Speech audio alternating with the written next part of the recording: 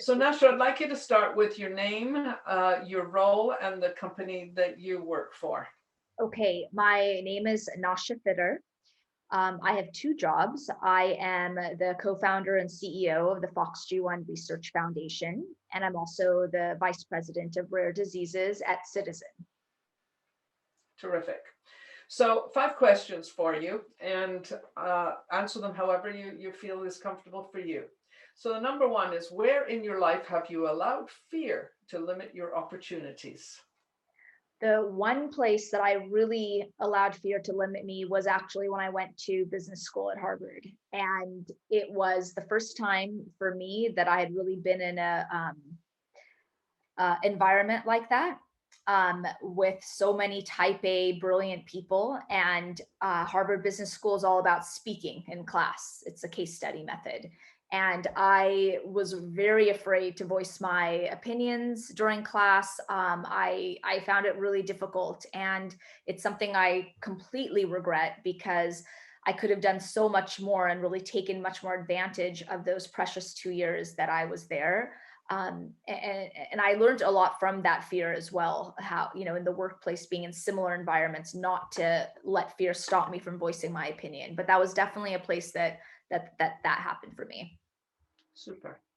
What do you think is the greatest contributor or contribution to your success? The greatest contributor to my success is my ability to pivot. And pivot is a big word for me. I started in investment banking. That had been my dream all through high school and college. Got there, realized this wasn't right for me. I pivoted to economic development. That wasn't quite right. I was living in India. I started a business to help young people. During that business, I realized actually it's education I'm really passionate about. I pivoted to work in education technology. I had a wonderful career at Microsoft and running my own company, Schooly, after that. Then my daughter got sick. She started having seizures. All of a sudden, I pivoted. I got into science. I started a research foundation.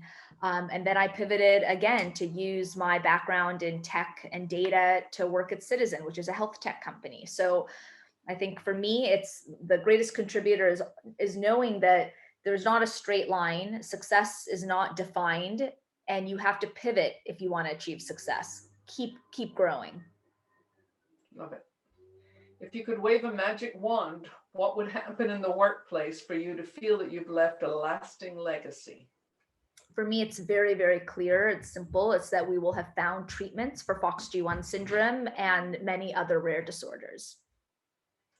And looking 3 years down the road, what is your vision for the future for yourself and your career? So, in some ways, I think I may be there. I want to continue running our foundation and grow it to be stronger. I'd like to be on the board of several biotech companies that are focused on FOXG1 syndrome. I'd like to continue leading the rare disease practice at Citizen, and really focusing my energies on bringing awareness to rare diseases, helping other groups reach success quickly, find treatments, do more work with lobbying to get more funding for rare diseases from the NIH and other areas. So I see myself in 3 years just having more and more impact in this space. Superb. And in one word or two or three, what is your fearless factor? I have a couple, but one of my favorites is don't cry, pivot. And the other is don't be a victim of your circumstances. I love it. I love it. That's great. Well, thank you for answering all of those questions.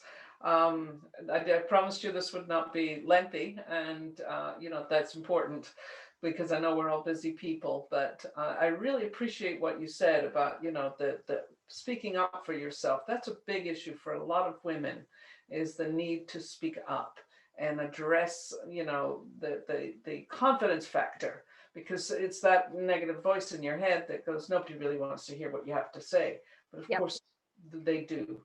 And you found that again and again, I'm sure. Yes. And you get so wrapped up on being judged, right? You think you're going to say something and it has to be the smartest thing anyone's ever said, or you'll be judged. And it's just not, men speak up all the time and nothing almost nothing they say is smart, right? And like, so it's this constant need for approval that I think women have.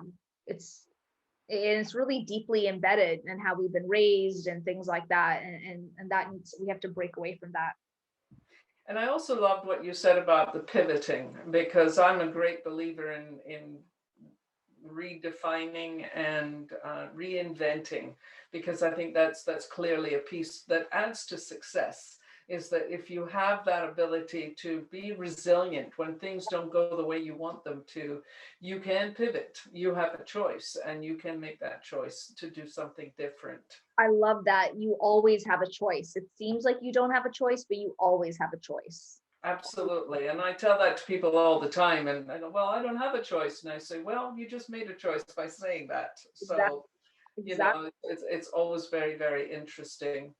Well, I won't take up too much more of your time today, but I really do appreciate it.